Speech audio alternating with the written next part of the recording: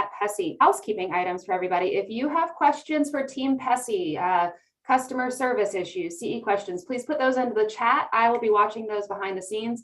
If you have clinical questions where you want to ask those directly to Laura or Ramona, please put those into the Q&A. And so I will help kind of go through those to facilitate Q&A as we go. From here, we are going to be learning about technology and neuroplasticity together. Ramona is going to kick us off with some neuroscience. I hope everybody has their coffee in hand. From here, I'm going to let you two take the screen. We're going to do a little bit of warm up here with the neuroscience. We'll take a tiny break, and then Laura will come back in to do the second half of this event for us. Okay, good morning, everybody. Briefly, my name is Ramona von Leden. Give me 1 second to get our screen share going. All right, here we go. Oops. Knew it wouldn't go perfectly right off the bat. Okay, so quickly before we get started, a little bit of housekeeping. So just FYI, as we go through our slides today, if you have any content-related questions, please put them into the Q&A box.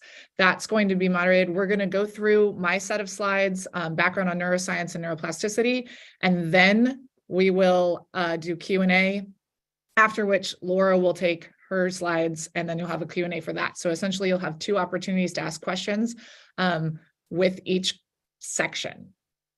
Okay, now, in addition to that, if you have other things you'd like to answer at the end of my section, I'm going to be offering an email address and a landing page for us. So if you have further questions at the end that we don't get to today, because we're going to take about 10 to 15 minutes for each of us to answer questions, please feel free to email those directly to us. And on that, I'm going to go ahead and get started on this seminar. All right. So quickly in the seminar, overall, we've got a few things that we're going to cover. One being the basic concepts of functional neurology, the foundations of neuroplasticity, how to apply these concepts in rehab, your rehab approaches to create neuroplastic changes, and then finally, a novel approach to working with neuro patients by using direct current neuromuscular electrical stimulation. By the end of the seminar, we hope you'll feel more confident in being able to get patient outcomes faster, work with patients on chronic neurological conditions, and hopefully help those patients get over their plateaus and regain function even years after their injury or diagnosis. So that's our brief introduction. I'm going to dive right in onto my content, which is essentially the background on functional neurology as a field and the neurological approach to injury and health. Briefly, so that you know a little bit more about me, as I said, my name is Ramona von Leden. I have my PhD in neuroscience. I specifically focused on the study of inflammation after spinal cord injury. So this is very near and dear to my heart to talk about neuro patients and how we can work with them. So to understand the needs of neuro patients, we have to start with the nervous system. In this first half of the seminar, we'll cover background on the nervous system itself, and then specifically focus on the autonomic nervous system. That's what handles your involuntary physiologic processes.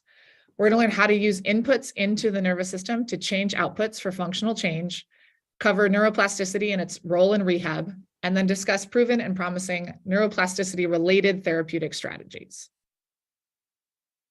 So in the field of functional neurology, issues are approached from the nervous system first perspective and use non-invasive treatment procedures to target specific areas of the nervous system that are directly responsible for coordinating and balancing all other areas of the body. Functional neurology is based on the principles of neuroplasticity, and I'm going to define that here, but we're going to dig into more detail on that a little bit later. Neuroplasticity is the nervous system's ability to reorganize itself by forming new connections between neurons. And this process can take place at any time throughout life. It used to be thought that this is only something that happened when you were a kid. Nope, it can happen anytime. Your nervous system can be altered to work more efficiently and even regenerate after damage. Now, this process requires repetitions, just like strengthening a muscle. So if you want to grow a muscle, you need to use it. The same applies for neurons. If you want to grow the brain, you need to activate those specific regions that you're trying to strengthen. You can do this by creating sensory afferent inputs to the brain to improve motor outputs. Those inputs include things like balance, proprioception, then visual sensory information, which all inform the nervous system to create outputs. Now, improving function from the inside out can and will improve overall health. So to do this, we work with the body's regulatory systems, which are always working to achieve homeostasis or balance in our system. Those include the central and peripheral nervous system, right? When we refer to working with the nervous system, it's not just one system, it's multiple systems that work together. This diagram on the right is a really good way to sort of approach that and look at it. So we'll go through all of these systems briefly. The central nervous system on the left is made up of bundles of nerves in the brain and spinal cord that carry messages to and from the peripheral nervous system, which is on the right. The peripheral nervous system can be broken down even further and includes the somatic nervous system, which is your voluntary actions. That's why you see like a little muscle there. And the autonomic nervous system on the right, which regulates your involuntary physiologic processes.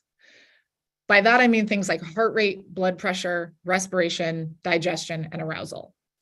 The autonomic nervous system is really what we're going to focus on today, and that can be divided even further into the sympathetic or SNS or activating system and the parasympathetic PNS calming system. You've probably heard of these systems referred to as fight or flight, which is your sympathetic system, or rest and digest, which is your parasympathetic system. So when your body is under stress, the SNS, the sympathetic system, overworks, and it takes energy from the system rather than replenishing it in an effort to protect the body from stressors. This is a good thing in normal situations, but when the protective responses of the body don't turn off, like in cases of injury or chronic illness, this can become detrimental to your health. So knowing this, we focus on decreasing protective responses to improve autonomic nervous system function, specifically by increasing your parasympathetic activation to enhance the overall repair process. The diagram on this slide is basically an overview of those two systems, the sympathetic and the parasympathetic, and basically just breaks down what their goals are and how they affect the body. So very briefly, they basically do opposite functions. The sympathetic system overall goal is to mobilize energy, spend energy for demands, deal with crisis, and that's going to do things like increase your heart rate, increase blood pressure, moving blood and energy away from your visceral and reproductive organs. So someone who's been in a chronic state of sympathetic activation is going to have issues like IBS or constipation. Whereas when you have an active parasympathetic system, it's the opposite. You'll calm the body, you'll have a lot of restoration and repair, your heart rate will go down, blood pressure will decrease, and you're moving more energy and blood into those visceral organs and have better digestion, waste elimination, and reproductive function. Now that we know a bit more about these systems, let's dig into how we work with them.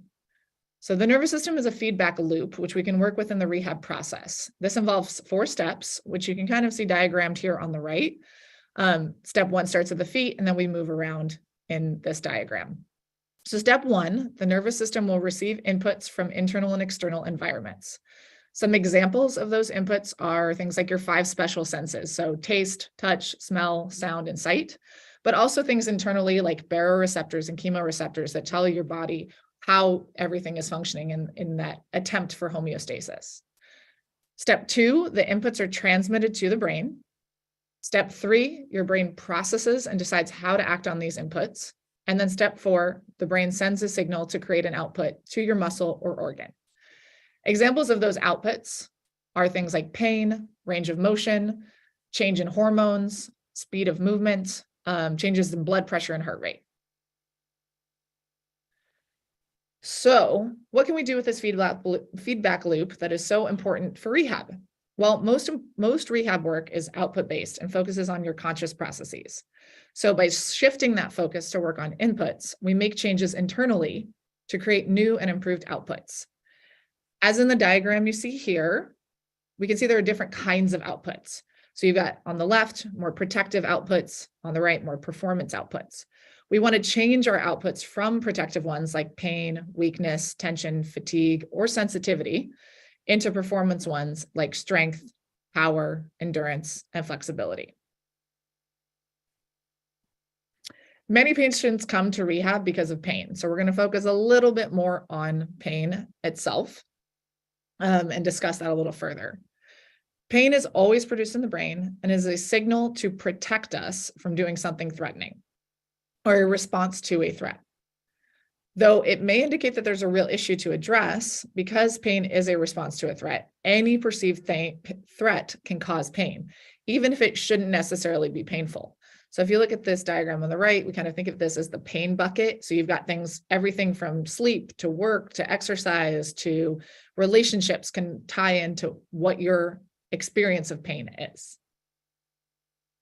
So because of that, pain is a very personal and individual experience. The exact same thing can happen to two people, and one may experience much more or less pain than the other, depending on the context, experience, emotional state, etc.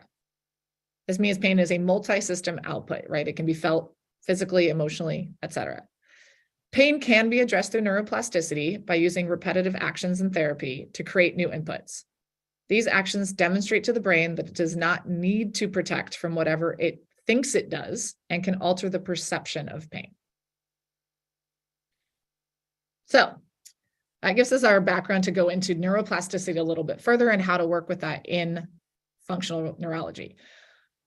So let's dig into how to use these concepts in rehab to restore function, specifically for neurological populations. All right, if you've been working with neurological populations, you're probably familiar with the fact that patients with neuro issues are especially challenging for physical therapy. Traditional approaches don't always offer much improvement. And if there's damage to the nervous system, we need to address that by either repairing the damage or compensating for the damage. Both of those things are examples of neuroplasticity. So now we'll go over in more detail how neuroplasticity works. At the very start of the seminar, I gave a definition of neuroplasticity. Here we'll get into more detail on that, but essentially neuroplasticity is an umbrella term that refers to the brain's ability to change, reorganize, or grow neural networks. It's essentially the brain's ability to adapt due to experience. The brain's neuroplasticity allows it to reorganize pathways, create new connections, and in some cases, even create new neurons. This can be done in one of two ways, either structural or functional changes. This diagram gives you kind of an example of that. You've got type 1 structural plasticity and type 2 functional. So structural plasticity is the brain's ability to actually change its physical structure as a result of learning. Functional plasticity, on the other hand, is the brain's ability to move functions from a damaged area of the brain to other undamaged areas. The way that this all works can be summed up as neurons that fire together, wire together. Essentially, as we gain new experiences, some connections are strengthened while others are eliminated. So neurons that are used frequently are going to develop stronger connections, where those that are rarely or never used eventually die. By developing your new connections and pruning away weak ones, the brain can adapt to the changing environment. So to give you some details on how this happens at the cellular level, I'm briefly going to go through that. We're not going to get into a whole bunch of details on that, but essentially repetitive firing of a neuronal signal, like I've mentioned a couple of times, will program cells. This increases your receptor expression and neurotrophic growth factors to stabilize neuronal connections. That's what allows our brain and nervous system to strengthen and grow new neural pathways. This process is referred to as either long-term potentiation or depression, LTP or LTD. LTP being the strengthening of connections, or LTD, the pruning and eliminating of unnecessary ones. And that's essentially what functional reorganization of the brain is. LTP and LTD is crucial to rehab. It's necessary for things like learning new things, enhancing your existing cognitive capabilities, and strengthening areas where function is lost or has declined. So an example of this would be in the instance of damage to the brain, such as a stroke, the areas of the brain associated with certain functions may be injured. Eventually, healthy parts of the brain may take over those functions and those damaged abilities can be restored. It should be noted that this neuroplastic process can be maladaptive and actually contribute to disability.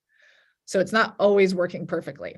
A common example of this is in neuro patients is something called learned disuse. As the name implies, learned disuse is when a part of the body has essentially learned to not be used and is a significant contributor to disability. So on the right, you have the learn non-use cycle, and this is going to be an example of someone who has a stroke, and then they have upper limb weakness. So in the initial period after a stroke, a person would try to compensate for their weakened arm by using their stronger arm more often. These individuals can essentially forget how to use their affected arm, and they learn new behaviors with their stronger arm. Often this persists over time, and the weaker arm will become neglected. The neglected arm would be considered to have learned disuse, and that would be sort of that example of maladaptive behavior.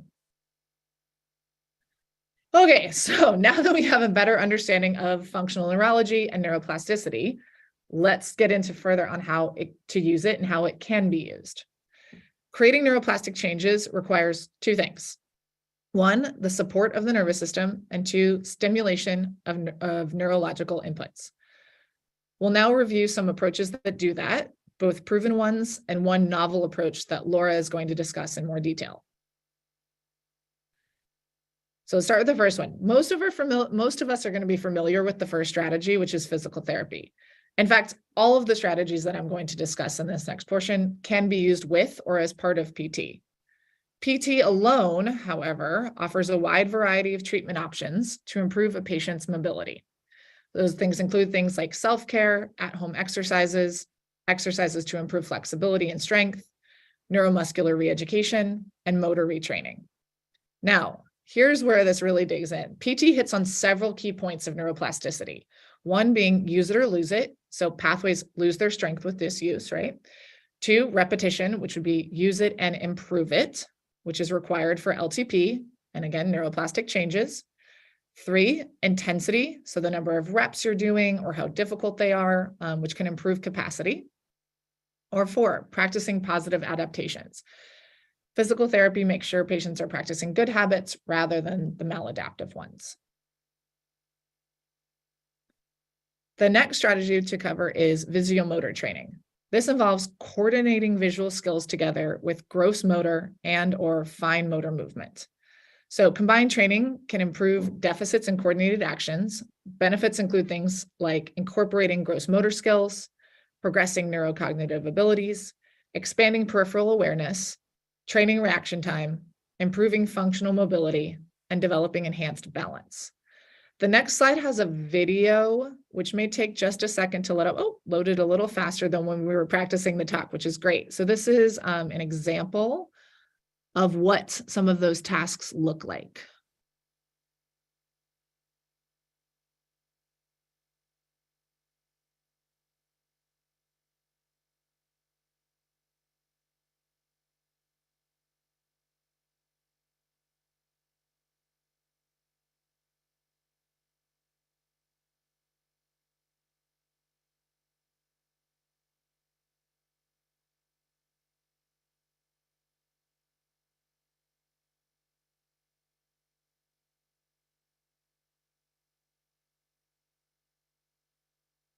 And again, you can see that they're using both visual focus with a motor skill.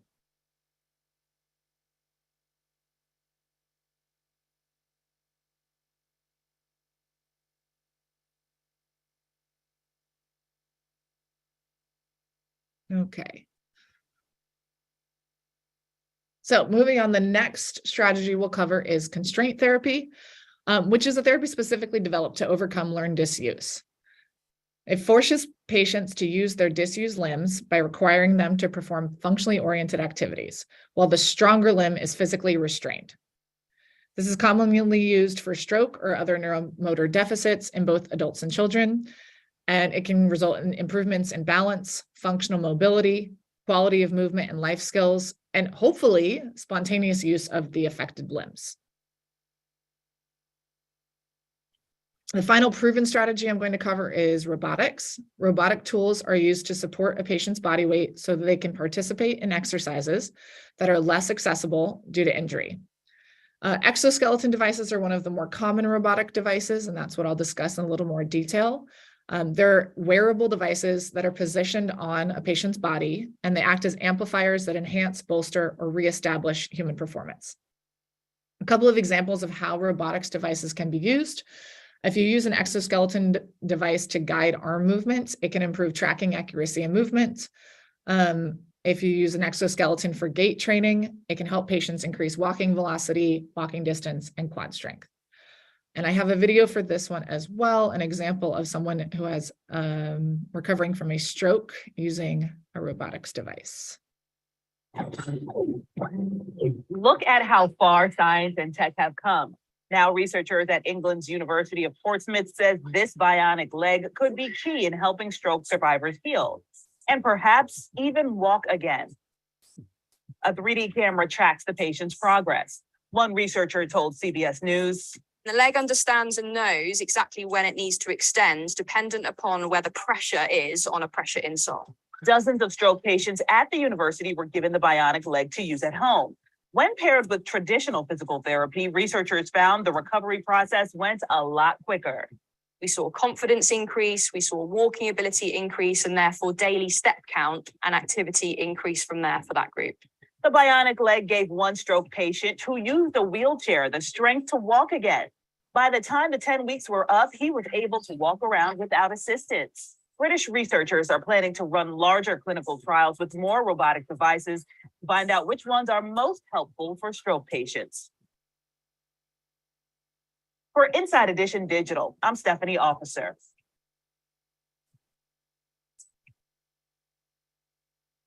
Okay. All right, so that covers all of the proven strategies that we've gone over. Next, we're going to get into our more novel strategy, which is neuromuscular electrical stimulation, or NMES. Laura's going to be diving into much more clinical detail on this next, so this is more just your background so you understand how this process works. NMES uses impulses sent through the skin to nerves in tissue to cause muscle contractions and sensory inputs. It can affect things like reflex patterns, brain activity, muscle output, and pain. It's useful for a variety of rehab, including ortho and neuro. And using NMES in tandem with PT creates neuroplastic changes and new inputs and has better outcomes than either one by itself. NMES works by essentially speaking the same language as your nervous system. The impulses delivered in NMES mimic action potentials from the central nervous system. They're delivered to neuromuscular tissue where they're interpreted by sensory and motor neurons to activate contractile and sensory muscle fibers, resulting in the stimulation of muscle, tissue, and nerve activation, as well as increasing blood flow. This supports adaptation of muscle cells, blood vessels, and nerves. Over time, this can result in long-term changes and enhance traditional therapies. Though NMES hasn't been used as much for neuro issues, it has been used extensively in sports medicine and orthopedics for things like muscle strengthening, maintenance of muscle mass during recovery, selective muscle retraining, and control of edema. So we will wrap up this half of the seminar with 2 examples of the efficacy of NMES from orthopedic clinical trials. For example, in the case of a total knee replacement, at 6 weeks post-op, patients using NMES plus physical therapy demonstrated a statistically significant increase in walking speed, Oxford Knee Score, and American Knee Society Function Score compared to PT only. Similarly, in knee arthroscopy surgeries, in the first month post-op, patients receiving NMES show significantly decreased pain, stiffness, and increased physical function compared to control. Further, patients who continued to use NMES for between 6 and 12 weeks show significantly better scores than control patients, and measurements like time to ascend and descend a flight of stairs, single limb stance, timed up and go, as well as passive range of motion for flexion. Okay, so I definitely got through my slides a little faster than as I had practiced, but that means we have plenty of time for questions in this first half. I'm now going to open up the Q&A box. And it looks like there's, let's see, just 2 questions in the Q&A box for us to address. Okay, so we've got one question, let's see, which is, with a patient with Alzheimer's, what kind of plasticity is possible? Well, that's a very challenging question. Of course, the hard thing with Alzheimer's is that since you're working with neurodegeneration, there's not necessarily a way to completely create a neuroplastic change that's going to alter that function. However, just like with anyone else, you can still do motor function things that will help and essentially moderate the progression of the disease. Really, when we're talking about plasticity here, we're talking about things that could address motor issues. Whereas with Alzheimer's, I mean, you're getting into more cognitive issues. So there you would be doing cognitive tasks like puzzles, drawing, memory tasks, anything like that. Although, again, unfortunately, because there is no real cure for Alzheimer's, you're not going to stop the disease altogether. You will slow progression of the disease with the more essentially that you are working the brain. Okay, the next question is, do you know of any resources to help with robotics purchases? Sure. Resources to help with the, now in that case, I'll have to ask if that means like to offset the cost of robotics purchases, because robotics purchases can definitely be pretty costly. Or if you mean in general, just finding the right ones. If you could just add a little bit of clarity there, that would be helpful, and I'll try to answer that as best as possible.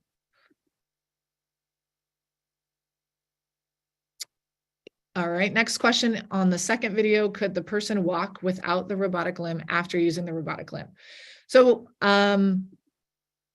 probably not right away, but with repetition. So essentially somebody who's using these robotics devices is going to be using that every time they come for PT. So over time, they will build up that ability to walk again. It's going to be a slow process because it is, neuro issues just take longer than sort of your traditional one. It's not going to happen in one session, but yes, they will over time. Essentially, much like anything you're doing in physical therapy, you just need to support the body so that they can make that progress. And so for someone who maybe couldn't put any weight on that limb, now they're able to slowly build that up over time.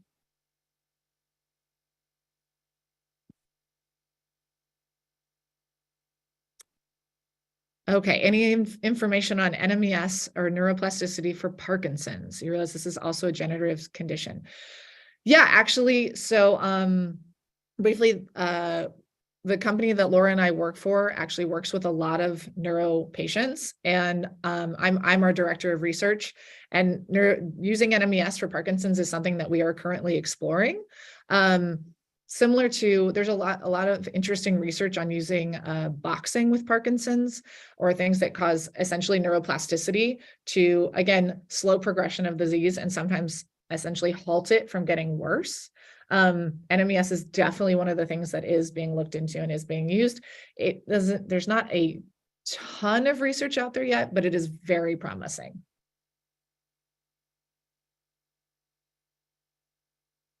And then circling back to the question on resources for robotics. So looks like the goal was to help offset costs for purchase for clinic, but you'll take any information I have. So great question.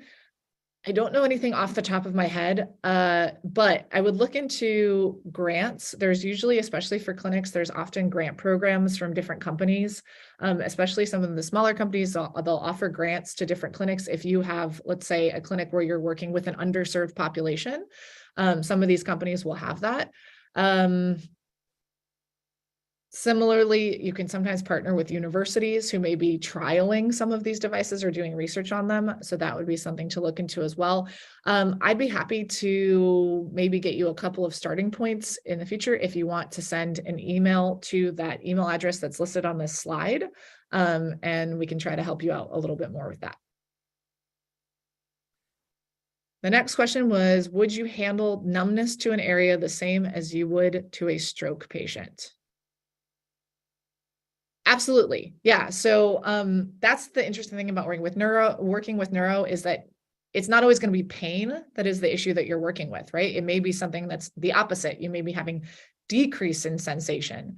So in that case, you're going to want to work with that numbness, essentially being your goal. And yeah, you'd handle it in a similar way to stroke patient. We see this with patients who are dealing with like neuropathies, or numbness from other motor related issues. And again, that's going to be a great one to discuss in more detail as Laura does her section, because she's going to be talking a lot about clinical patients and what she's seen working with neuro patients. The next question says, going back to learned non-use and how it relates to persistent pain, what strategies do you use with technology to address chronic pain? Okay, so this one, Joseph, I'm going to ask, hang tight. I promise Laura's going to get into that when she talks about this, but it's going to be more of a clinical question. But essentially, that's one of those things that we're introducing with NMES. You can work to address chronic pain over time with your sessions. But Laura's going to get into that in more detail, promise. Okay, I've got a question that says, can you speak to habilitative versus rehabilitative? I'm not sure what that means. So if you could be a little bit more specific on what habilitative means in this context, I will try to answer that as best as possible. All right, next question. Yep.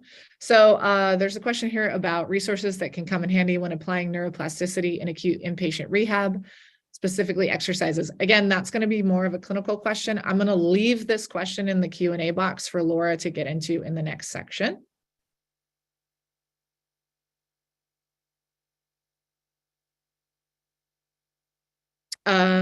Okay, it looks like this is in response to the question about the robotics leading to someone being able to walk. It looks like he was wearing a different brace walking away during one video. I do understand training and repetition needs to occur over time. Yeah, absolutely. So I don't know with that video specifically, just because that was something that, you know, I pulled from the internet, but yes, it would over time, he'd be able to walk, and he may have been on his way in that video.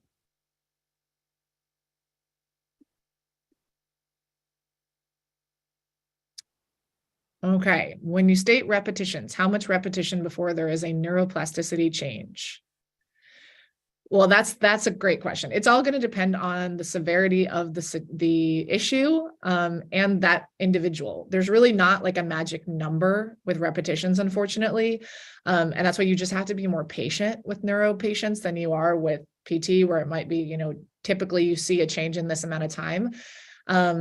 So many factors can go into how many reps it takes. So unfortunately, there's just not a magic number for that.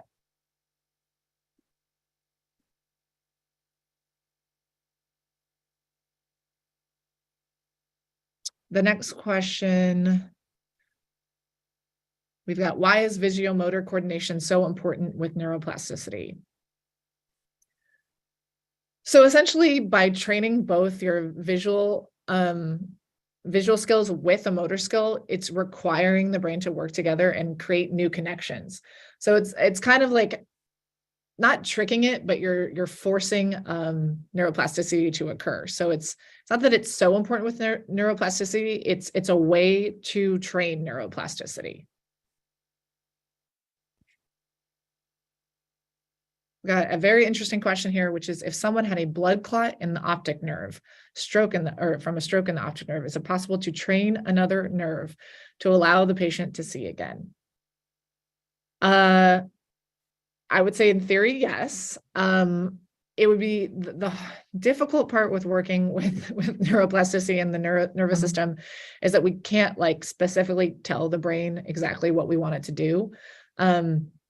So in theory, that could happen over time. It'd just be very, very, very difficult because you can't like specify which nerve that brain is going to try to work with.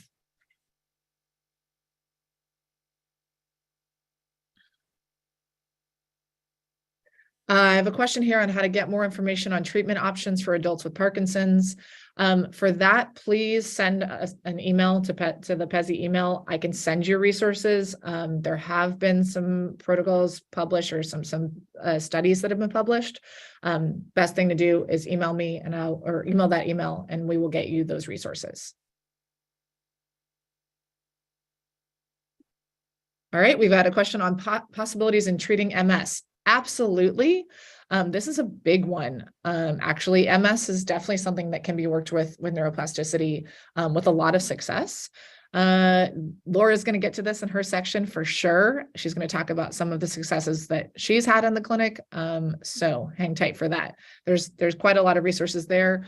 A good one, just for reference, someone we work with often is Dr. Terry Walls, who has the MS protocol. She also works with us with NMES.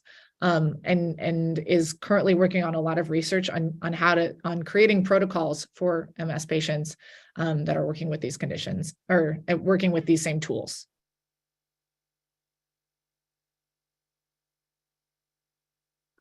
Are robotics used only in therapy sessions? How long do they wear the robotic during a session? Do they take the robotics home? Very interesting questions. Depends, the answer. So I have seen people who have used robotics devices essentially to assist with daily living. The limitations of that can be things like the battery of the robotics device. So there's some really cool exoskeleton devices that basically allow people to walk on their own, but they do have a limited battery life. So it'll be like they can walk for 2.5 hours. However, in those cases, you're more replacing function than you are working with it. So when robotics are used in therapy sessions, the goal is different, right? The goal is to actually start to strengthen those skills, where sometimes those take-home devices can be more just to allow people to have that change in their quality of life, but it doesn't necessarily like increase function. In terms of how long do they wear the robotics during a session, that would be probably up to the therapist, depending on the needs of that patient.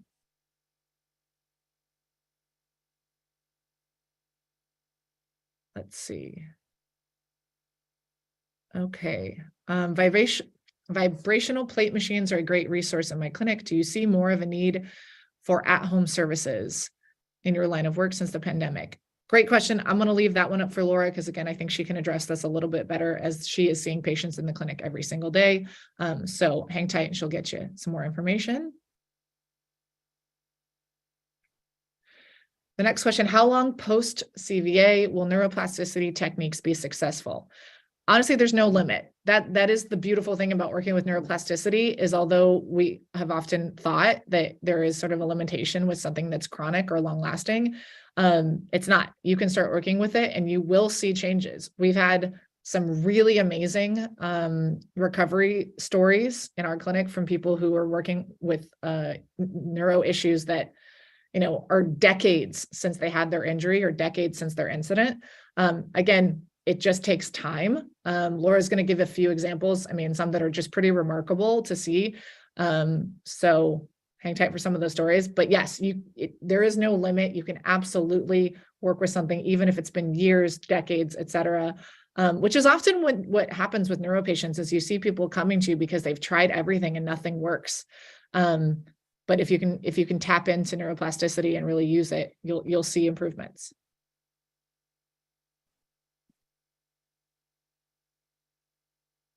Okay. So thank you so much for clarifying habilitative versus rehab. So habilitative for more congenital disabilities versus rehab for someone who has had or lost function. I believe, yes, you can work with that. It's going to be the same type of process.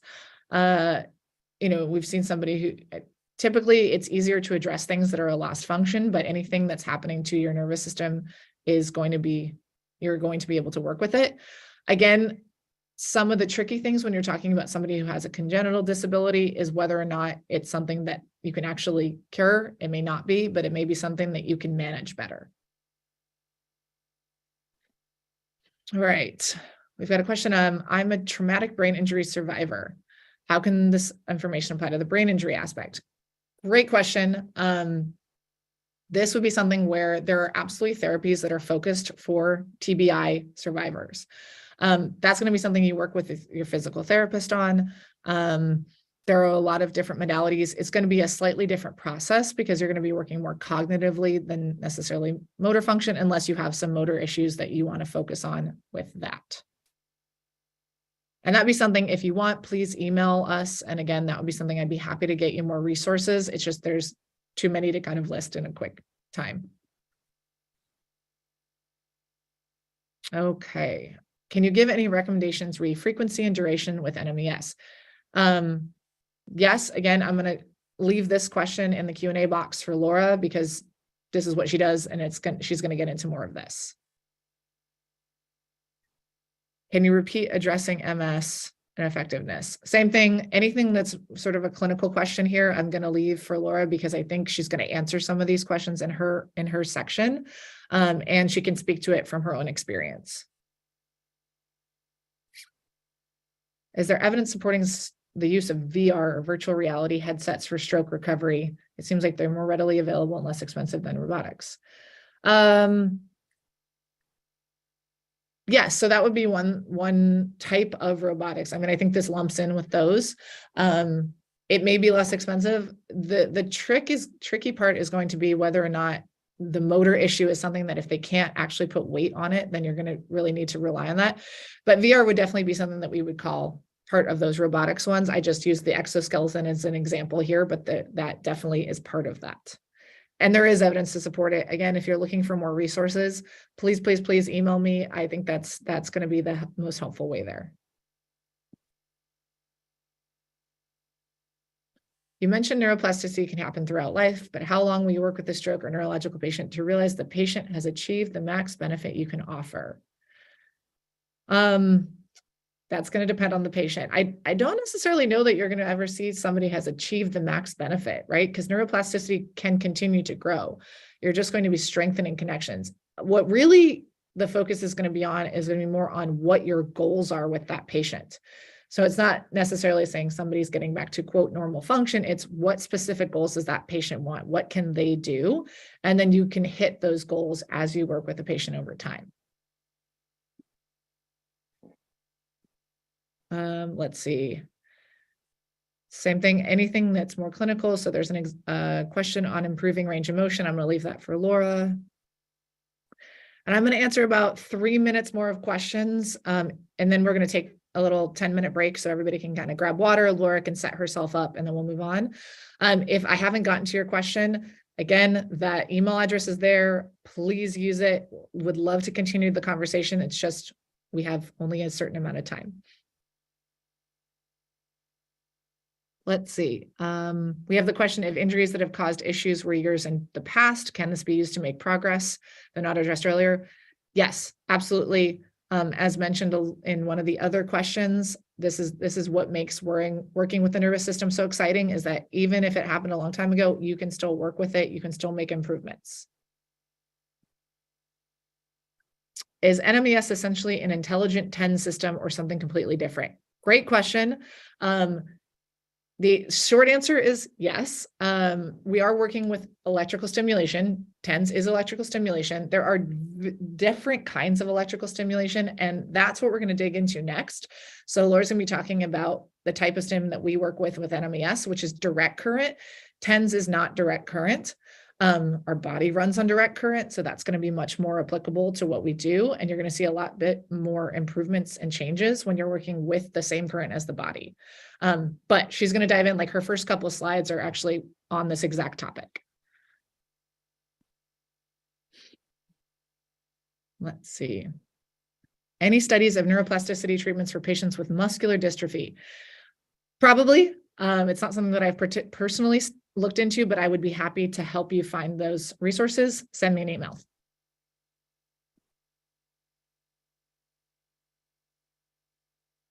Let's see.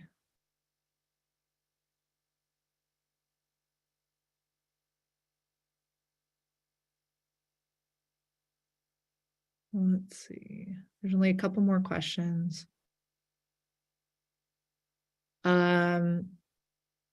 This isn't a question, but it's, excuse me, a great comment. There are cheaper devices out there, such as the new gate that we work with in our outpatient clinic. And I've just done a study with post-stroke patients through an NIH grant. Awesome. That is a fantastic resource. Thank you for sharing that. I'm going to leave that in the Q&A box in case anybody needs it. I see, don't forget OT and ST and TBI intervention. Absolutely. Occupational therapy, speech therapy will definitely help with that.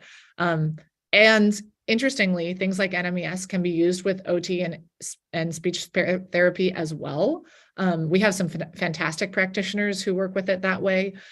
So these can all work in tandem. It's not one thing only. Got a comment from someone who works for the VA. They've given out one exoskeleton. The wear time was tolerated with the goal of increasing tolerance. The vet was able to take home 30 days for trial, had to use a minimum of 3 times a week and 1 hour a day before being considered eligible to be issued for the device. That's good information to know. Okay, so that's where we're going to stop with questions. As I said, if we've left your question up for Laura, I'm leaving them open, and hopefully you'll get that answered in the next half.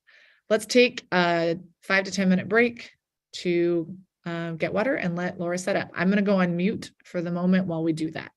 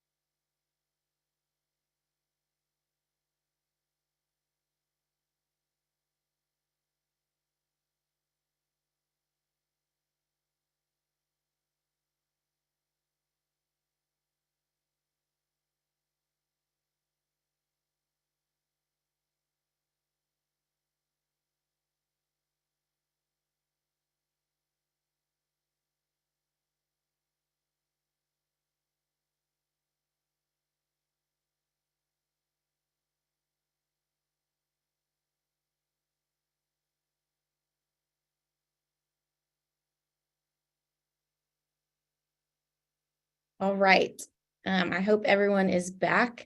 It sounds like there's a lot of clinical questions, so hopefully I will go over these in my section. And then just again, as you did with Ramona, if you have questions that are related to our content, type them in the Q&A, and then we will have another question and answer session after my section. So I wish that we were live so I could see all your faces and answer questions as you go, but we will do this for now. So again, my name is Laura. I am a physical therapist. I've been a PT for just under 15 years.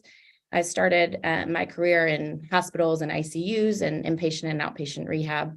And now I get to work with NewFit, where I see patients in the clinic, I work with patients remotely, and then I do some education and training. So I get to wear a lot of hats and they're all fun. And so we'll get back into it. Again, I think we'll probably answer a lot of questions as we go through this section related to, we're going to talk a lot about just the background of e-stim for patients with neurological disorders. And then we're going to talk about treating impairment. So I'm not necessarily going into all of the different diagnoses, but we'll go over impairments like spasticity and weakness and all of that. So hopefully we'll answer some of your questions then. Okay, so as Ramona talked about, using, traditional PT techniques work and then NMES works, but when we use the combination together, it's more effective than using either one on its own. And the combination works so well because it generates neuromuscular adaptations while allowing for adjustments of motor control and voluntary movements. And so with that, we're able to improve the performance of complex and dynamic movements.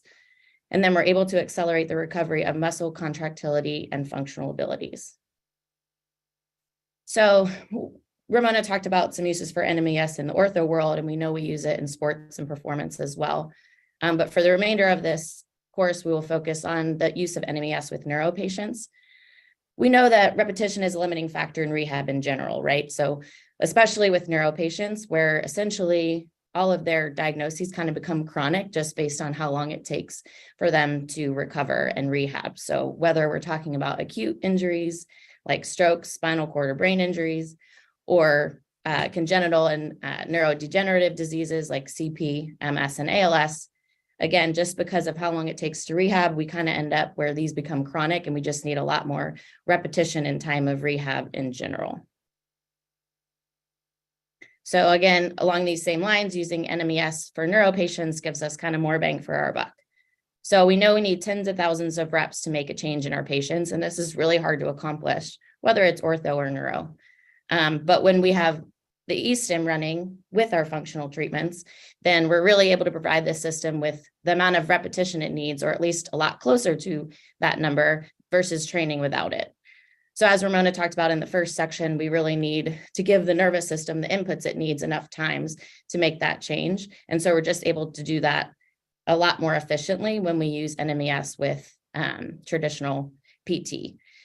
And I think kind of going into some of the questions that I was hearing earlier. So using NMES does not change what we know from our traditional PT and OT backgrounds, right? So we're not just putting the e-stim on, like the days of putting e-stim on and just kind of passively laying there are kind of gone. And so we really, really emphasize the use of using it with our functional training. So whatever I'm going to do with the patient in our session, we can still do that, but with NMES, we're getting more out of it. So just keep that in mind as we go through all of the different clinical applications. So let's talk a little bit about the types of current. So we are going to focus on direct current in this presentation, but I just want to present the two so you can see the differences and just be aware of how direct current is different than alternating current, which alternating current is generally what has been used in the past. So I have a chart here that just looks at the two side by side, but we're going to go into details in them in the next two slides. So alternating current, there's a bidirectional flow of current. So the current is flowing back and forth between the two electrodes. And so with that, we often get these co-contractions. So you might know that you've put e-stim on a patient before alternating current, and they're kind of getting these co-contractions, and they might report that it's kind of hard to move through because of these co-contractions that are happening. And so with that, we're also, we might have to work at a lower intensity, because if the intensity is too high and we're getting those co-contractions, then they're kind of going to lock up and not be able to kind of move through it.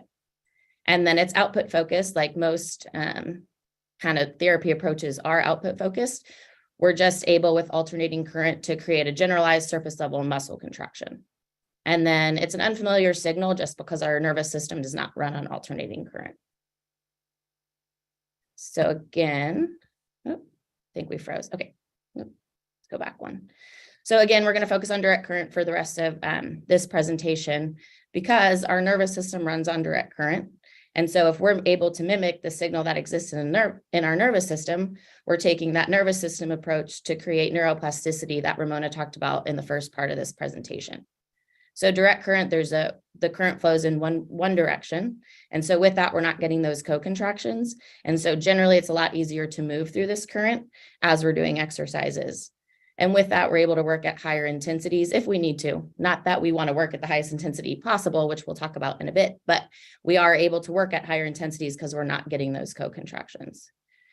And then it's input focused and a familiar signal. So again, we're mimicking the same signal that our nervous sends out. And so we're able to create more specific contractile movements. And again, really affect the nervous system and the body from the inside out.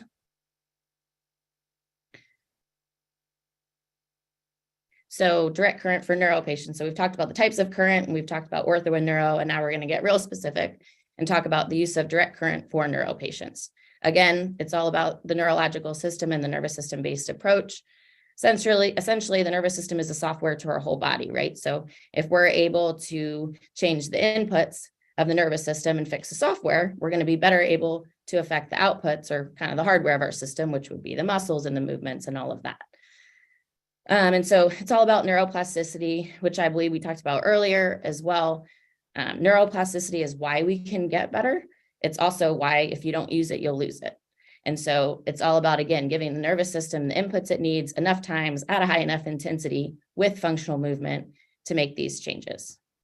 So for the sake of this presentation, we're going to use the newbie as an example of the machine that delivers direct current. And so throughout, you'll hear me sometimes refer to specifics of the newbie just because that's what we use. So I know that best. All right, so because we, again, are mimicking the signal that exists in the nervous system, with alternating current devices and in general, we're used to kind of just placing the electrodes on the muscles that we want to affect. But because we're taking a nervous system-based approach, sound like a broken record, I know, then there may be better places to put the electrodes than just on the muscles that we want to address because every system is different, right? So the scanning process that we do, which I'll talk about in more detail in a minute, is just where we scan around the body to kind of try to find the areas of neurologic deficiencies or where the signal's not really getting sent the right way. And then, or as Ramona talked about earlier, where the nervous system is perceiving this movement as a threat. And then we place the electrodes on those places that we found during the scan. And that way we're just better able to affect the nervous system. So the way we do it is we have a grounding electrode on the back, kind of just out of the way. So it's not in the area we're scanning. So if I'm trying to scan a patient's lower body, we can put the electrode on the upper back. And then as you can see in the picture, the way we do it is we have a carbon fiber electrode coupled with a sponge, and that is going to get moved around the patient's body. So to start, I'm going to turn up the stim. So where the patient feels it at a subjective 5 out of 10. So I would explain if 0 is no stim and 10 is like, that really hurts, take it off me right now. We're going to get them to a baseline level of about a 5, where I tell them they feel it, but it's not really uncomfortable. And I want to note that the machine does not give us output about that, but the patient does. So it's their subjective perception of how intense the stim is. And we'll get into if your patient has cognitive issues in a bit.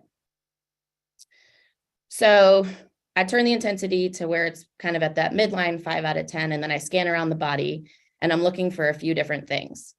I am not changing the intensity of the machine. So once I get to their midline, then I can just take my hands off the machine and then I'm just looking for patient feedback.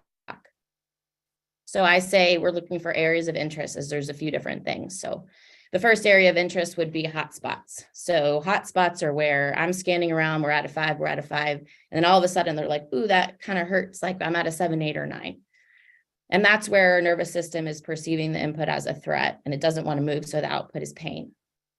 I'm also looking for areas of diminished or absent sensation. So this is very common in our neuro patients where they might not feel it as much, say on their foot or their lower leg. And then I'm looking for areas of spasticity. So if I scan over someone's bicep, like we're going to get a little muscle, anyone's bicep, we're probably going to get a little muscle twitch. That's not super important to me, but if we get something that really looks like spasticity, like I scan over their ab and their hip comes up really fast, right? So I'm noting that as an area of spasticity. And then a muscle contraction that the patient does not normally have on their own. So if I'm scanning, a patient with a stroke and we scan somewhere and we get really good dorsiflexion that they don't normally have, then I'm noting that as a point of interest too. And we're looking for all of these areas because again, nothing's really like one size fits all in the neuro world. And so if we can just get more information about their nervous system and how the signals are working, it really helps us out. And one example I like to use of how the scanning process can give us information that we wouldn't normally have is there's a lot of times where I will scan someone's calf and they'll get dorsiflexion. So obviously we know the calf is not the muscle that causes dorsiflexion, but if that's how their nervous system is wired, then we can use that information to our benefit as we're trying to train them. I think that covers that part. So then frequencies. So most direct current devices have a range of frequencies. Specific to the newbie, the range of frequencies for us is 0 to 500 pulses per second. So we can use different frequencies to address different goals. Most of the time, we need to use a variety of frequencies to address the patient's goals. So we'll talk about kind of groups of frequencies. So first we have the high frequencies, and I just have listed the most common high frequencies that we use. But essentially at these higher frequencies, you're giving the system so many pulses per second, it has no other option but to relax. And so with that, we're able to upregulate the parasympathetic part of the nervous system.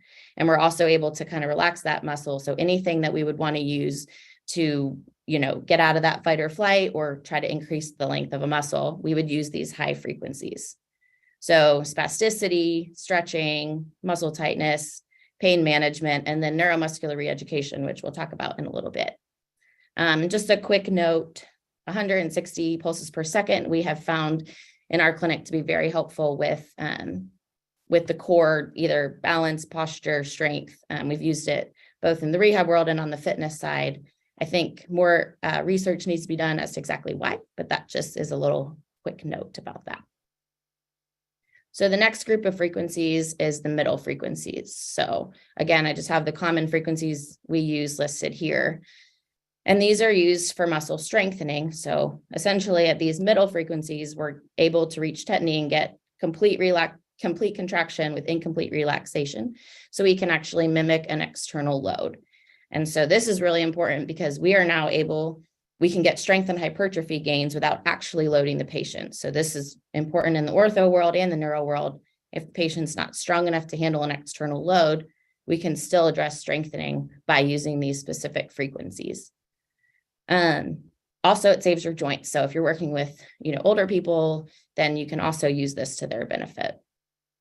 One note about this is it's important not to work at these middle frequencies for more than 2 to 3 minutes with the stim running continuously on the same muscle group. So essentially, because we're loading the system, we just want to be really careful about not overdoing it on the muscle and just taking, rest breaks and turning the frequency back up to that higher frequency for rest breaks. And then we have low frequencies, which are more for power and plyometric training. A little less common for use in the neuro world, but I am using it with one of my neuro patients that I'll talk about at the end. So we will address that there. And then on our specific machine, we're able to control 2 channels differently than the other 2 channels. So we can actually use 2 frequencies on a patient at the same time. So that will come into play when we talk about clinical applications as well. So again, I think there were a lot of questions about specific treatments for MS and Parkinson's and things like that. I decided to go into how to treat impairments versus specific diagnoses, because the diagnoses have these impairments. And so I think it can be more, it can go across the board for all of the different diagnoses that you guys asked about. So we're going to start with spasticity. I guess before I do this, I just want to do a quick note on intensity. So when we're working, again, we want to give the nervous system the inputs it needs at a high enough level. So when we're doing the scanning process, we are scanning around at about that midline 5 out of 10. When we're doing the work, generally, and there's always exceptions, but generally we want to be working at a level that is about a 7 to 8 out of 10. So we like to call it productively uncomfortable. But the way I explain this to the patient is just, I want you to feel like it's maybe a little hard to move through, but you can still move through it. And again, that's just so we're giving the nervous system like the intensity it needs to really make that change. Okay, so spasticity is an abnormal velocity dependent increase in muscle tone. We know that. So the approaches we would want to use for this are those higher frequencies, because we want to relax the system and really increase that muscle lengthening. And so, you may put the E-stim on someone's spastic bicep, say, and they're going to probably appear to be tighter and more spastic. But what we want to do is we want to work through that. So we're trying to re-educate the nervous system to not perceive that stim that's mimicking movement as a threat, so that their system can learn and start moving through it more easily. So again, the goal is just to re-educate the nervous system, not to perceive the input as a threat. And thus it results in more free movement and decreased spasticity. There's 2 ways that we can do this, well, a few ways. So we have a special glove attachment that allows us to do manual work. So if I have a grounding pad on the patient and I have the glove on my hand, I can scan around the areas of spasticity. You could actually do the whole scan with the glove. And I can kind of work those areas where we get the spasticity. And I really like to do this to kind of warm up the system and try to calm it down a little bit before I actually do the actual movements. I find that it really just helps my patients be able to, first, it gets them kind of out of that fight or flight to begin with, and then I can more effectively do exercises. Then once I have the scan done, or if I do the glove work first, I'll have the areas of spasticity, the areas of interest that I want to work. And then I can passively move someone through exercises, and then I can move to active and active assisted exercises so that their system again is learning to move under this, with this stim on, and not get caught up in the spastic movements. And then the next one we'll talk about is weakness. So obviously this is a huge thing with our neuro patients.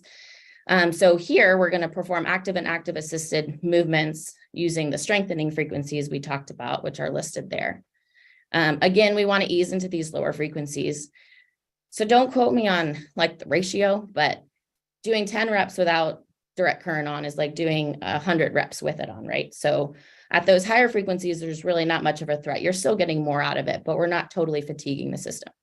But with these lower frequencies that are mimicking an external load, again, we just need to be careful, because especially with those that are dealing with spasticity and fatigue, we just want to make sure not to overload our system. So we're just going to monitor them post-treatment and adjust it as needed. So if someone comes in and they're like, I was really sore, like uncomfortable sore, then we can kind of go lighter on that. So we can vary the frequency we use each set. So we always start with the warm-up set at a high frequency. So just like I wouldn't go into the gym and go right into a work set and squat 300 pounds, you got to ease into it. So you got to warm up their body first at set at a higher frequency. And then we like to vary frequencies. So I have an example here. You might do set 1 at 500, set 2 at 55 pulses per second, and set 3 at 75 pulses per second. That's just, we think it's a good idea to get different frequencies into the body. And again, I think more research needs to be done on that. But if you find that a patient is responding really well to a certain frequency in that strengthening range, then you can certainly stick with that throughout all of the sets. And then let's talk about work and rest time, which you guys are probably familiar talking about on and off time. So we are able to turn the machine on and off. So let's use seated leg extensions as an example. So if I have the E-stim, the pads on my quad, and I'm doing seated leg extensions, when the stim is running continuously, I'm extending and then I'm relaxing. But if the stim is running continuously, then as I'm bending my knee, right, I'm eccentrically having to move through the stim, which is pretty difficult. Great workout for your fitness clients. I love to do it myself. But when you have a patient with a neurological disorder, it might be really hard for them. So it might be difficult. It might be uncomfortable. It might, make them feel like, oh, they're not doing a good job because they can't move eccentrically through it. Because a lot of times they can't perform the movement totally on their own anyway. So I like to use a work and rest time. So same example, seated leg extensions. If I have this stim on, I might have the work time is like 3 and the rest time is 5. So now they're extending and holding while this stim is on and relaxing when the stim is off. And then you're not fatiguing the system as much. And then we also don't risk working at these middle frequencies for too long at one time. And this goes, along with the same concepts. If a patient can't perform a movement on their own, then you're helping them move through it. So if they can't perform any of these movements on their own, that's okay. They still get the strengthening at benefit because you're helping them through the movement and the body's performing the movement under this load. And then, as I touched on briefly, you can use a combination of the 2 frequencies. So let's use a patient who had a stroke and comes in with that really traditional flexor synergy in their arm, right? Where their bicep is spastic and their tricep is weak. So I can actually put a lengthening frequency on their bicep while I put a strengthening frequency on their tricep and get even more benefit and kind of work 2 different impairments at the same time. All right. So this next section, so we're still talking about impairments, but there is a vestibular setup that we really like to use, I call it the vestibular setup, that we can use to address balance, ataxia, kind of midline orientation, and then just general vestibular issues. So in the research, if you want to do more research on this, it's called galvanic vestibular stimulation, or GVS. So that is where you can go to look up more information on that. In the research, there's a lot of different placements that you can use for the electrodes. What I have found to be the simplest and most effective with my patients is that we're putting electrodes on the mastoid processes. So behind the ear on the mastoid processes, so that we're trying to get hit the vestibular nerve. On our machine, it would just be one channel. So black lead on one side and a red lead on the other side. Always using 500 pulses per second or a high frequency. And then we're using a lower intensity than that 7 or 8 that I talked about for the traditional work. And that's just based on the fact that it's a sensitive area.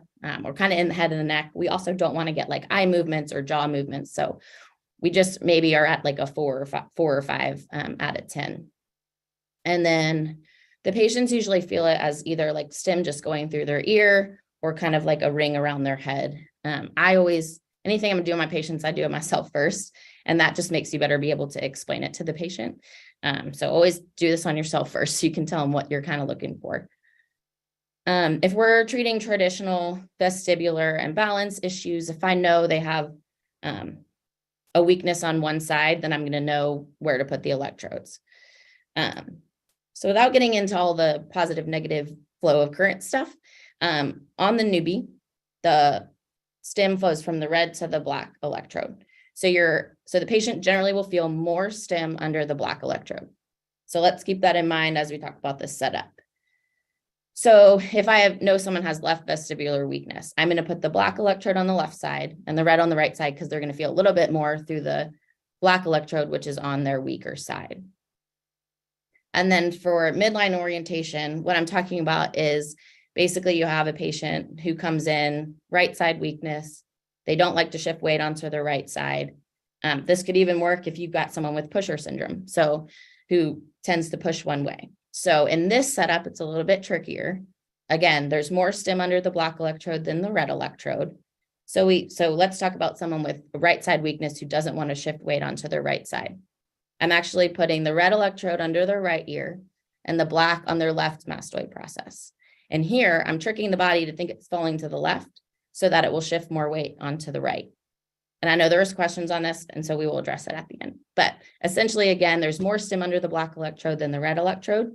So we're putting the black electrode on their strong side to trick it to think it's falling that way so that they will actually shift more weight onto the right side. And this was something that I found in the research that has been very, very applicable to my patients with stroke, MS. So it has been very cool to work with that.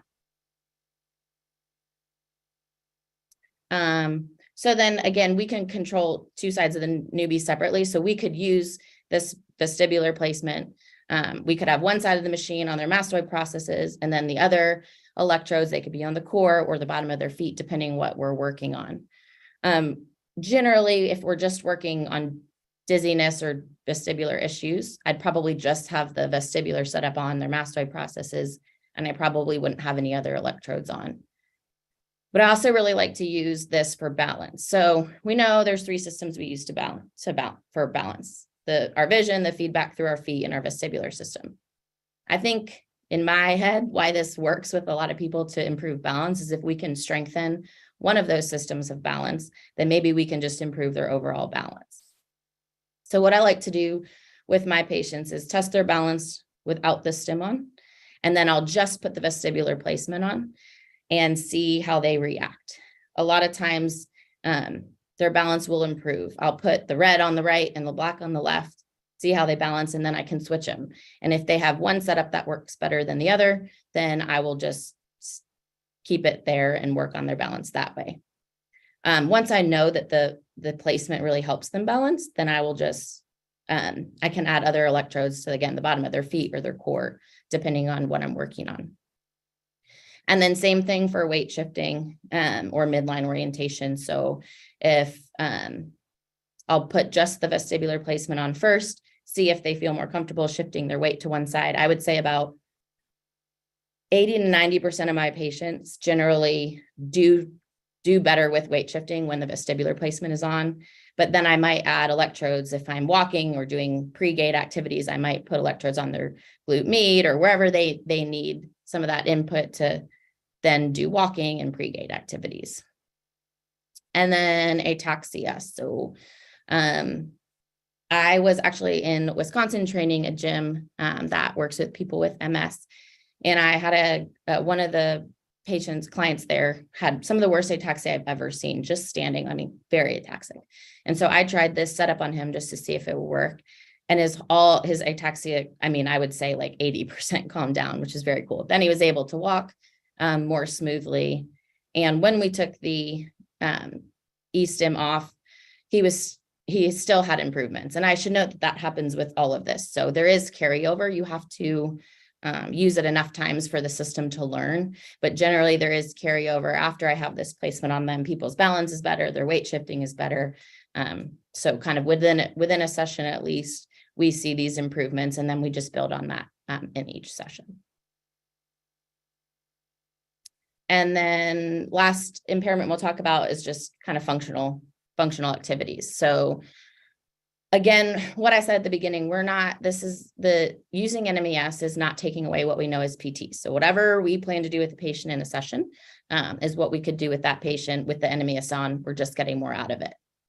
So when we're doing walking, tall kneeling, crawling, sit to stands, balance, anything like that, we're using those higher frequencies.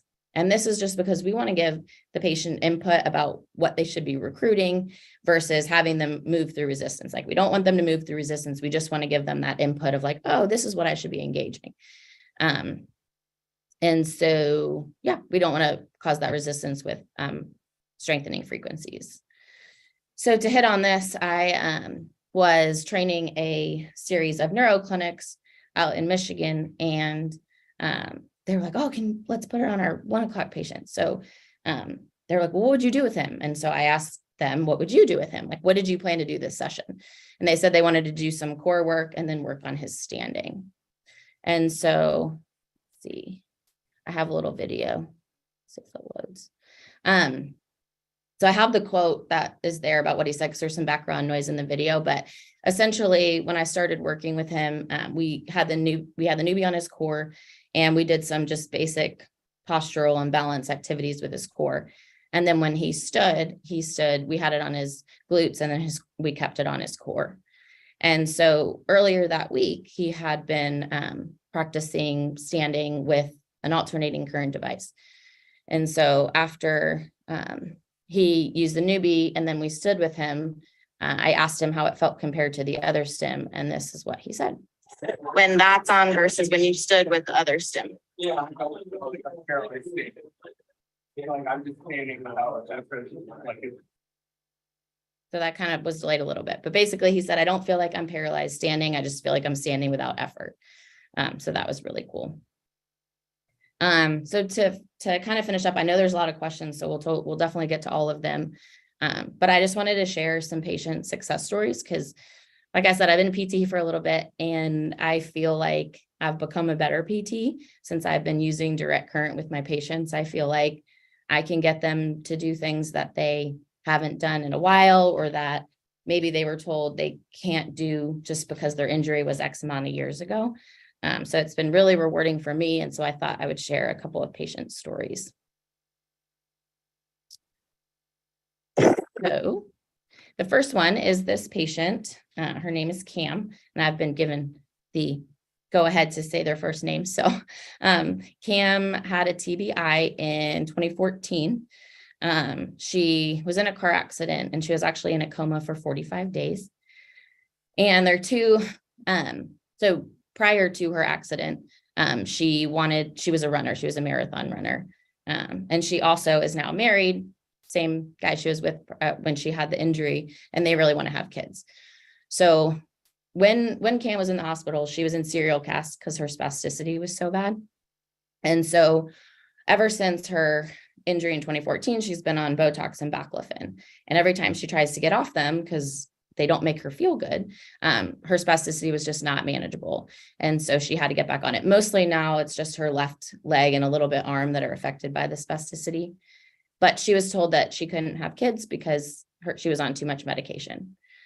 So I actually saw her in outpatient rehab. And then when I started working at NewFit, I was like, hey, you got to try this machine. So she came and we've been working with her. And so she started using DC current in, I believe, 2019.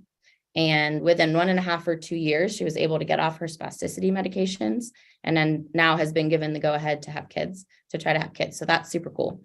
And then the other thing that she's really wanted to do again is running. And so I guess it's a little ironic that she has a stroller with a newbie in it, but that is how we started training running again. So I put the newbie in there so she would have support while she was running with the stroller.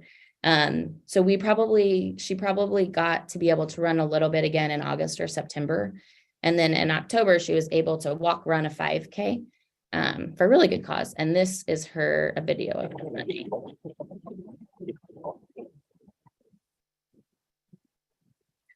So we're still training on it. And she is the patient also that we're working on jumping and some of those lower frequencies with. And then the next patient, this is James. James, he had a stroke in 2019. Unfortunately, he was stabbed in the carotid artery. He was 45 at the time. This was just a couple years ago, but so as you can see, he's a big dude. So his injury was in August of 2019. And so he was in inpatient rehab from August till October, mid-October, when he came to me in October of 2019. And after 3 months of rehab, it still took 2 people to transfer him from his wheelchair to the treatment table. Again, in part because he's a big guy, but that was in October. By Thanksgiving, he was able to walk household distances with supervision with the cane. And then I would say by December, he was kind of walking on his own with the cane. And then now he walks without an assistive device. He goes on cruises, he drives his golf cart around and lives like a pretty full life. So he has come a long way, and it was very cool to see how quick that change was once we added direct current to his regimen. He is aphasic, so still is limited in some things, but that has come a long way as well. So it was cool to see him kind of get his life back. And I mean, to be able to go on a cruise, you got to be able to balance pretty well. So, and then the last patient I will talk about is Wendy. So Wendy is someone I actually worked with remotely. So she had the newbie at home, and she came to us first in 2018. And then I worked with her mostly remotely starting in 2019, wrote her a program, which she followed at home with her awesome family. And then she came into the clinic to see us a couple times. But when I first met her, it was over a Zoom call, and she was in a recliner, and she lived her life in a recliner in a wheelchair, and she had her caregiver there. She had to retire from teaching. She had to give up her driver's license and pretty much everything that she'd like to do because of MS, which I believe, so she had been, at this time, she had been in a wheelchair about 4 or 5 years. So worked at home with the newbie, and I would say about 1.5, again, to 2 years in of her treatment, she was able to get her driver's license back because her foot drop went away. She was able to walk her son down the aisle in high heels, which was a big goal of hers. And then she drives, she goes out dancing and plays darts with her husband, who's in that picture where they're sitting on the rock. So again, they live in Wisconsin, but they bought a house in Arizona. And she was able to get up onto this rock, which is pretty cool. And then the middle picture is full circle. I'm trying not to get emotional, but so one of the coolest things probably of my career was when I was in Wisconsin training the MS gym. Her and her husband took me to a Milwaukee Brewers game, even though I'm a Phillies fan. I played the part for that. But at one point during the game, her husband just kind of knelt down next to us and said, "Thanks for giving me my wife back." And now they're having a surprise 60th birthday party for her, which I'm going to attend. It's just really cool to be able to have someone get their life back. And as you can see right now in this video, she barely needs to use the walker. And I think the smile on her face pretty much says it all.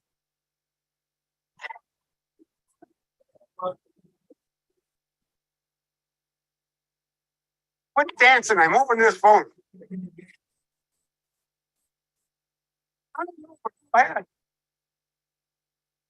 Okay. So I think there's going to be a lot of questions, but let me pull up questions. Okay.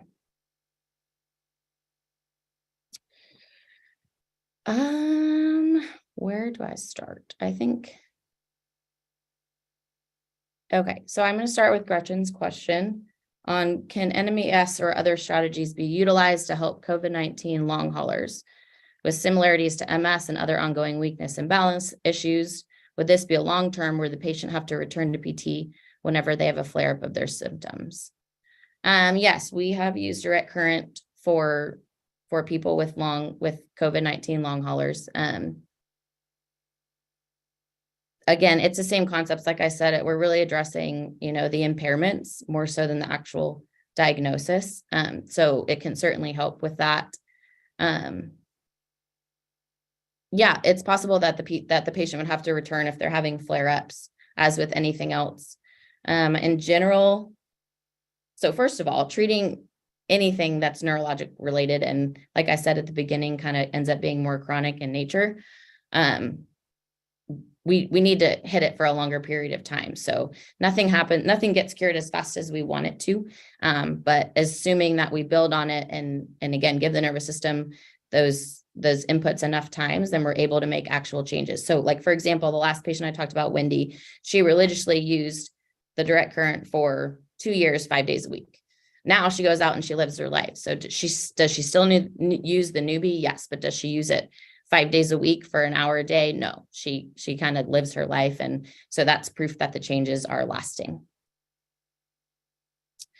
Can NMES be used with blood flow restriction? Yes. Some people in our clinic do that. I have not personally, but you can certainly use them together. Oh, I guess I should be saying answer live. Sorry, I'm new to this Q&A. 1 second. So our current, again, it's direct current. It's unique to the newbie. So it's a pulse direct current that is just unique to our actual device. All right, since this is an electrical based system, what does it have the contradiction? Oh yeah. Okay, so the contraindications of DC current are the same as AC current. So the two biggest contraindications are pregnancy and pacemaker, and then the precautions. So with eStim, we're increasing blood flow, right? So seizures, heart conditions, or cancer, those are all just precautions that we would want cleared from their doctor. So whenever you're in doubt then I would just have the doctor write you clearance to use it. I'll also note that things like a baclofen pump, not a contraindication or precaution, just you would not put the electrodes like directly over the baclofen pump.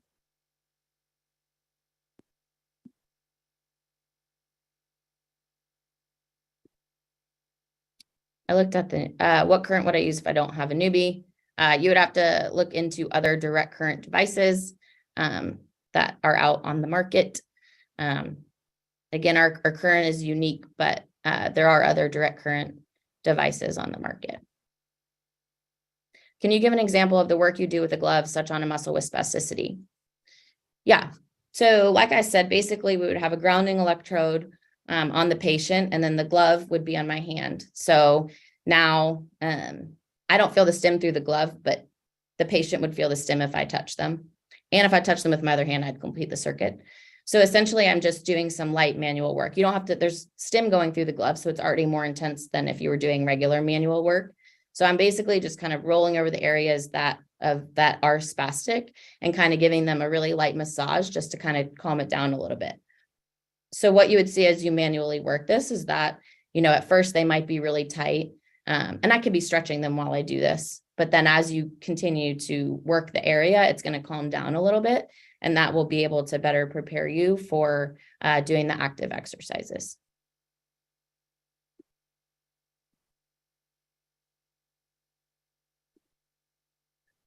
Okay. Celeste, can you just confirm that I'm managing the questions and answers right? You are doing great. You just let me know if you want me to come on to be the one to read them out loud, or if you're comfortable with the way you're going now. You're doing awesome. Okay. Yeah, we can keep going. Sorry, I'm reading them before I should read them out loud, but where do you start using NMES with a severe spastic quad, 5 years old, arms or legs, or what you want them to be able to use first? Can you use this in one session on more than one area? Great questions. Okay. So with our neuro, and I'm really glad you brought this up because this is a super common question, even with our practitioners. So when you have someone come in with a neurological disorder, like generally it's not one arm's involved, right? Like generally there's several things that they want to work on. And like we talked about, a lot of repetition is needed. So we can't really address everything all at once, or we're not really going to be able to address anything enough times to make a change. So yes, I would start with what will make them the most functional. So I generally like, if, you know, again, it depends on the year. It sounds like this is a kid, so probably all of it's really important, but the core is important because we need to be able to balance and transfer, and then use of arms to be able to eat and drive a wheelchair. That's super important. So I'd probably start with the core and the upper body. And I would do a lot of that glove work. So when we're talking about a spastic quad, like anything we're doing is probably going to be at those higher frequencies, because first we need to calm the system down right before we can strengthen through spasticity. So I would certainly work, do some glove work, and then put the electrodes on and be stretching this patient. You can absolutely use DC current on someone in more than one area in a session. So, you know, when patients come to us, like they come specifically for using the newbie, right? So we have it on them the whole time, but I never have it on the same body part the whole time. And so, yeah, I could be working their arms and kind of stretch them, use the glove, and then I can put it on their core and do some strengthening that way. So you can certainly use it on more than one area.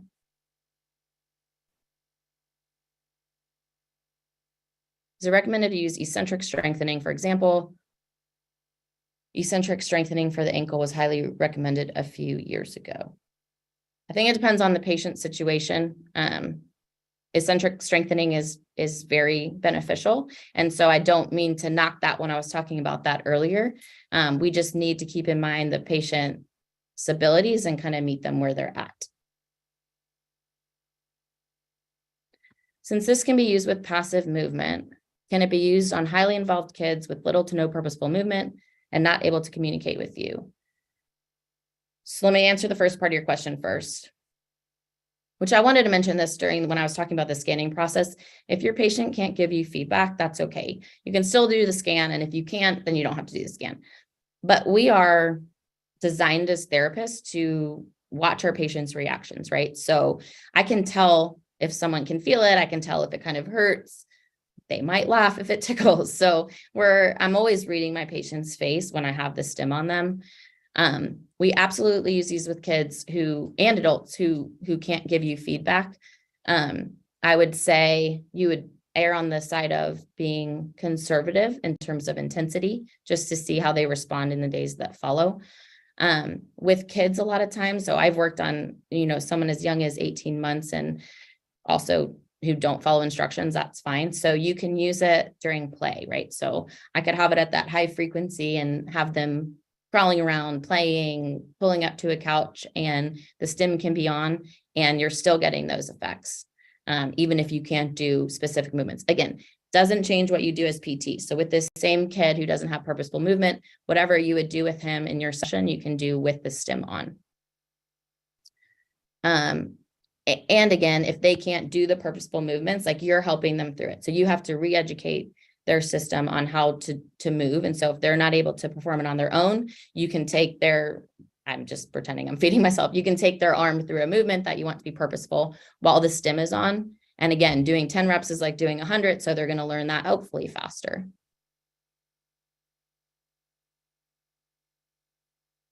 What functional activities do you pair with NMES in a flaccid arm post CVA? So in this situation, we would use some of those middle frequencies, the strengthening frequencies on a flaccid arm, right? Because we don't want to lengthen it. We want to get it stronger. So again, passive movements, if they can't do the movement on their own, or active assisted movements, as for whatever you're working on that session. So that's why I really want to emphasize again, doesn't change what you know as a PT. Whatever you would do in their session, you can still do, but you're getting more out of it with the DC stim on.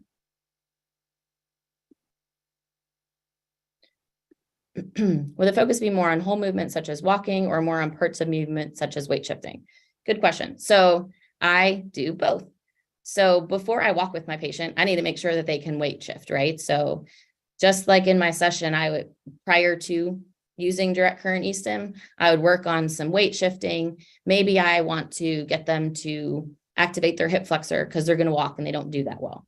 So what I would do in a typical session, and maybe this will kind of help. So in a typical session, if I had someone who I wanted to walk with, they're not using their hip flexor and they can't put weight on the right leg, then I would probably do some strengthening or stretching of their hip flexor, and then do some isolated exercises so that they're addressing the weak muscles, kind of try to get those woken up a little bit. And then I would go into some weight shifting so that we remember how to weight shift onto our weak side. And then I would go into gait and I would combine all of those. So now we've activated their hip, they're better aware of how to weight shift, and then we can walk.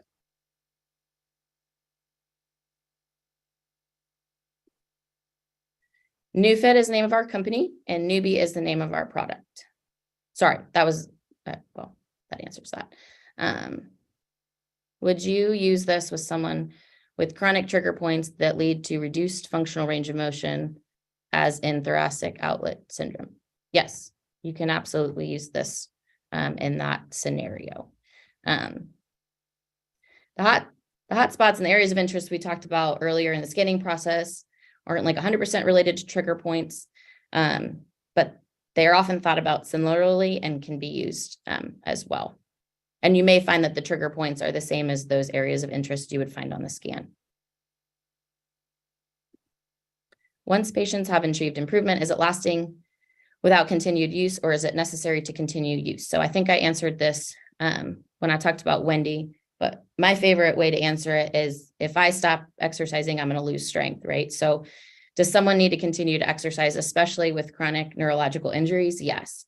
But like I said with Wendy, what my hope with my patients is that the use of this machine would be a rehab tool at first, and then eventually, a fitness or, oh, I hurt my leg, we can fix something with that type of use. So I would say we often see improvements in a patient in one session, and that's not just because we like magically improve their strength or range of motion.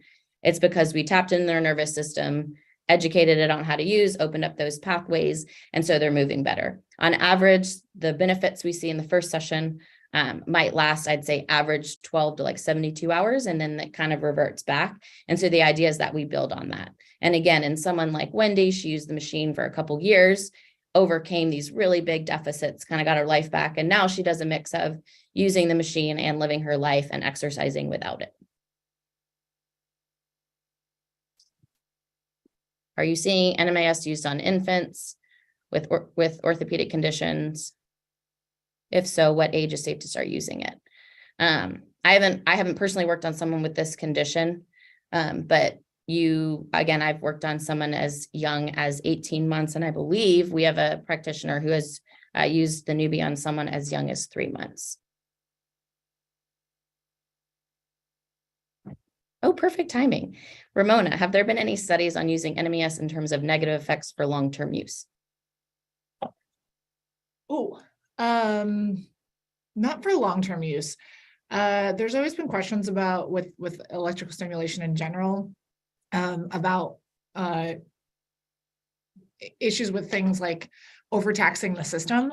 So there's been questions about, if you can cause rhabdo or things like that. In general, the answer is not if you're doing it right. So anything that if you're using this in long-term use, if you're using it, at a reasonable pace, there should never be an issue. I don't know of any studies specifically that looked at it for long-term use, but that's been the only real evidence that there's any issues with it would be if it's used incorrectly. Next question, does Medicare and private insurance pay for the treatment for those who are years past initial injury or onset of disease? For how long will insurance pay? So I'm going to answer this question, hopefully without, I'm not really answering it, but the essential answer is that when I am treating with DC current and I am doing neuromuscular reeducation, balance, gait training, TheraX, I can charge any of those because again, most of what we're doing is active. So we're not doing like unattended e-stim. That's not a thing that we use. So generally we use neuromuscular reeducation as a charge, but I also charge gait training or TheraX depending on what I'm doing with the patient. So Medicare and private insurance will cover sessions with DC stim as long as you're using it functionally. I cannot answer what specific patients that they will cover treatment on. Really, it's all about function, right? So if your patient's improving function, then they should pay for it if you can show that the therapy in general is working. Can a portable NMES machine be used for some of the same benefits? So as I touched on in the beginning of my section of the presentation, gotta know if it's alternating current or direct current.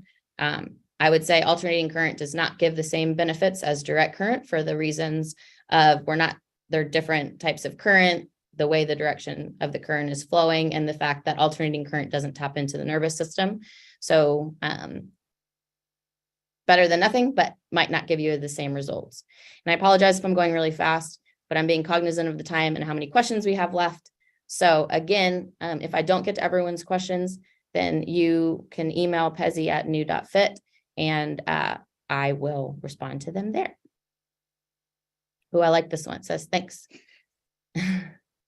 Done. What can be used for chronic pain?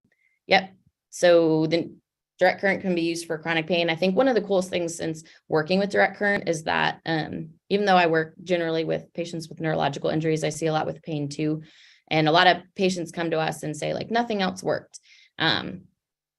Like Ramona talked about, pain is an output. And so if we can change the inputs to teach the nervous system to not perceive it as pain, then we're able to kind of fix that chronic pain. We've even used it successfully with people with CRPS.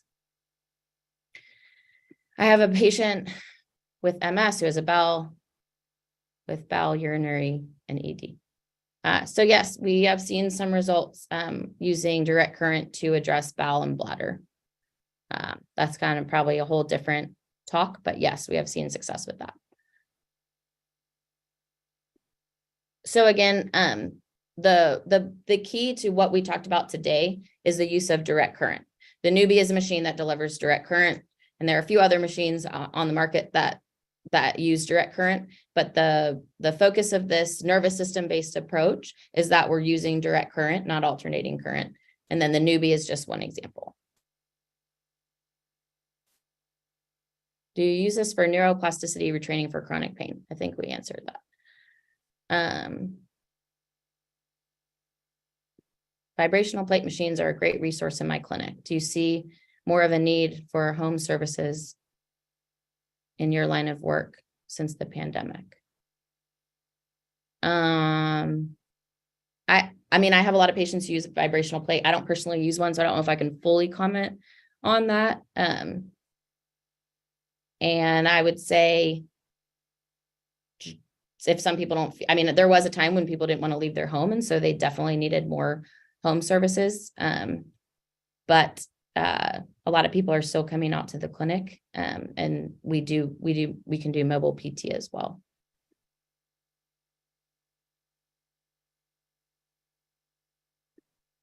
So I'm going to have you guys email me questions about the cost of a newbie and all of those specifics that are newbie related. You can email to pezzy@new.fit and I will get back to you on that. The short answer is there are different costs professionally and personally, even though there's only one machine, and there's financing available. Are there providers for the newbie therapy? So I can type maybe, if you go to nau.fit/locations, you can see where there are providers. But again, any like newbie related questions, please just email pezzy@new.fit and I will respond to you there. Treating quad muscle atrophy 1.5 years post knee dislocation. Will this therapy help with strengthening due to structural issues? Yes and no. So if you, with direct current, we can address the nervous system and, the tissues. We can't necessarily fix something structural. So if you've had something repaired, and it's just that the muscles didn't kind of learn how to kick on again, we can certainly help that. If there's still a structural issue, so for example, say you tore your ACL, you still probably need to get your ACL repaired, but the direct current can help pre and post surgery to fix the structures around it, the muscles around it. So I would say it would be worth a try. We have a lot of people who are like, I haven't been able to activate my quad since my knee replacement or since their dislocation. And then they come to us and they're able to activate it more. So I would say it's definitely worth a shot. Absolutely. You can use direct current with Guillain-Barré and have had really good success doing that. I'm gonna not. Okay. What is the frequency duration of treatments? Do you end up using NMES on the patient once goals are met to maintain with home use? I think I answered this. So you want to see a patient a couple times a week. I mean, obviously with neurological injuries, if they can get the current into their system daily, or say 3 to 5 times a week, you're going to get more of a benefit than if you see them once or twice a week. And certainly continued use of and general strengthening would be important after they've reached their goals.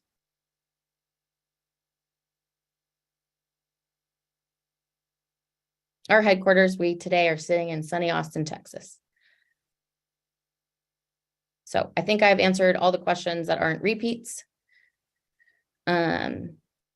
Again, you can email us with any questions you have about the content as well as our company.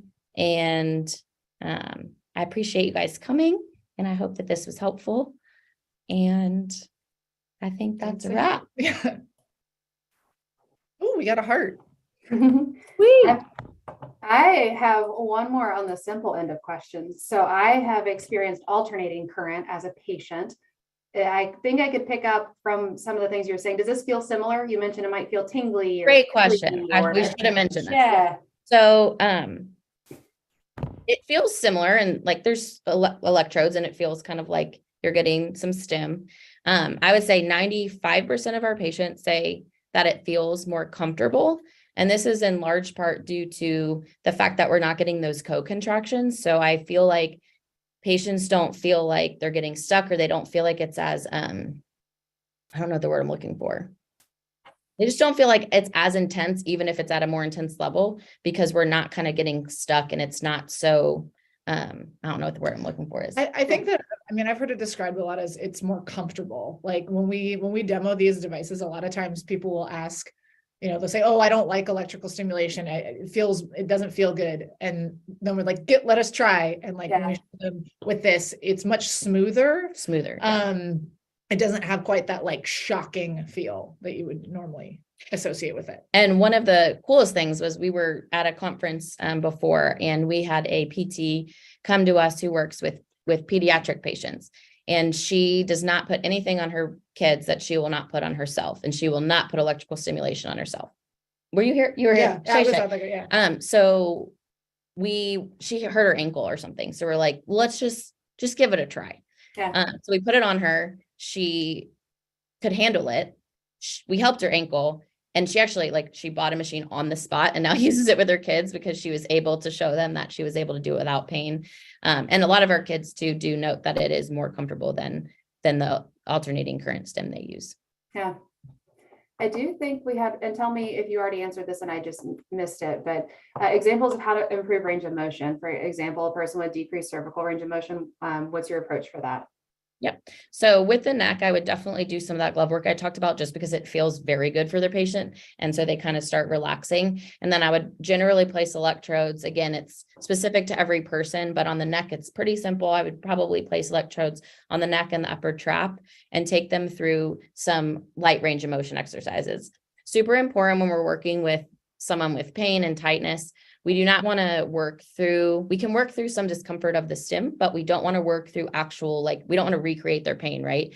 So if they can only move their neck a little bit, that's okay. We work through it. And then what we should find is, as their system learns that the stim's not a threat and the movement's not a threat, then they'll actually be able to move through a bigger pain-free range of motion, and we'll work it this way. Yeah. Then lots of people are saying, thank you very much. I am flipping through these to see if there's any other ones. One, if you could, so I know you focus mostly here on your neuro population, since that, we only have 2 hours and you can't talk about everything, but I wonder if you could, one of the stories that I heard of it, I guess, and I don't know the person's exact history, but as I was learning about, the direct current and implications for more just general orthopedics, the example that somebody gave me was somebody was in a traumatic sports injury and hurt their shoulder. And through the process of rehab, their arm could go to here, but then just wouldn't go past that point. But as soon as they put on the direct current stimulation, all of a sudden their range of motion just kind of drastically increased with just that different stimulation. And in my personal history, I had a shoulder injury, ended up having surgery, frozen shoulder. I ended up getting a cortisone injection, but I've always been super curious. I wonder if something with this direct current could have helped my frozen shoulder. Absolutely. And the reason that this happened, again, we cannot, we're not magic that we can actually affect the length of a muscle fiber in one session. But basically, I know the athlete, you're talking about an athlete came in, they hurt their shoulder, and I didn't see her video originally, but they could only move their shoulder to here. And then by 10 minutes into a session, they had full range of motion. So essentially what was happening there is when they had this injury, right? And so when they try to move their arm higher than that, their nervous system is like, oh, no. We're not doing that. The last time I did that, I hurt myself. Yeah. And so it's putting those barriers on the movement and telling it not to move that way. Well, once we introduce the stim, which because it's direct current is mimicking movement, the body thinks it's moving under a load. Once we introduced that DC current with some light range of motion, his body relaxed, that fight or flight reaction got taken away. And he learned, we're not ripping the muscle off the bone. I can move my arm higher. And so that's how we can affect a change in one session. And when it's something super acute, you might see him a time or two and then it gets better. Most of the things we talked about today and in general need more than one session, but you're still affecting that change a lot faster than with alternating current or just traditional PT alone. Absolutely. One more check here, but I think that wraps up the questions that I can see on my end from everybody. So thank you again for joining us today. Again, everybody take note of the email address on the screen. If you've got questions, shoot them over to them. They'll be happy to help you guys afterwards. But thanks for joining us. And I hope that everybody has an amazing day. Thanks so much. Thanks, guys.